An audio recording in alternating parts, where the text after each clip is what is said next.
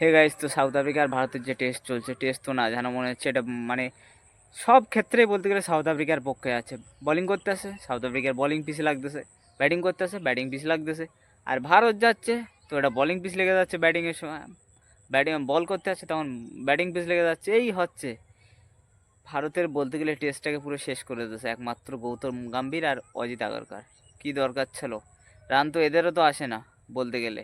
কার run হচ্ছে? কারো run হয় না। ঋষভ পান্ত সেও রান করতে পারে না গো, ইঞ্জুরি পর থেকে। ধ্রুব জুয়েল সুযোগ দিল, সেও পারে না।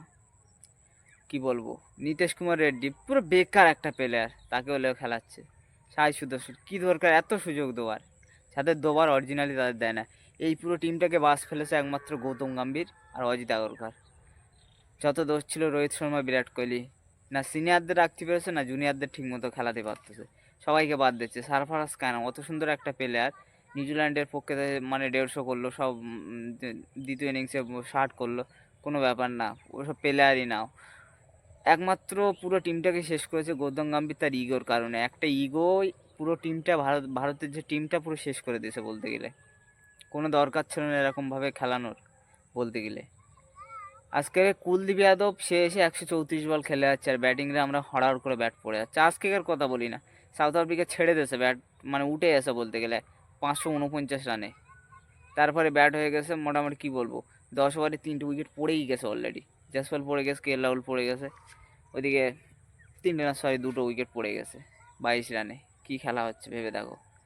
মানে বলতে গেলে এরা, কি বলবো, গাম্ভীর মানে সে নিজেই ভেবেছে যে মানে আমি যে ডিসিশনটা নেবো সেটাই ঠিক। পুরো টিমটাকে শেষ করে রেখে দিয়েছে আজকে টেস্ট টিম। মানে ভারতের মাটিতে এসে মানে সাউথ আফ্রিকা কত কত বছর হেরে আসে তার নিয়ে ঠিক, তারা এখন কিছু মনে করে না এইসব টিমকে। মানে সেই সেই বাংলাদেশের মতো টিম ভাবতেছে, ইন্ডিয়ার টিমকে এরকমই ভাবতেছে সাউথ আফ্রিকা। ওয়েস্ট ইন্ডিজ মানে কি বলবো, তারা দুটো ম্যাচ হেরেছে আর বাংলাদেশ হেরেছে, আর কোনো টিমই এদের কাছে ম্যাচই হারিনি।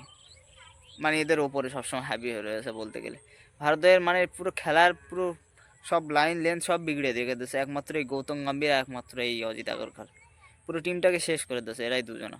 ভারতে আজ টেস্ট খেলা টেস্টই নেই সেই মানে, মানে কি বলবো, টিমের অন্য একটা টিমের প্রতি রুল করবে যে আমরা এরকম দাপট আছে, সেই দাপটটাই ভারতের আজ আর নেই। না মানে কি বল, নতুন ছেলেদের নতুন এরা তৈরি হবে, নতুন এরায় কিছু আসেনি, পুরো উল্টো সব খায় হয়ে গেছে। টিম তো পুরো শেষ। আজকে শুভমান গিলই পুরো টিম শেষ। আর সেও নতুন, সে ঠিক আছে কিছু তো ঠিক করে খেলতো। তো দেখা হবে পরে ভিডিওয় ভাই।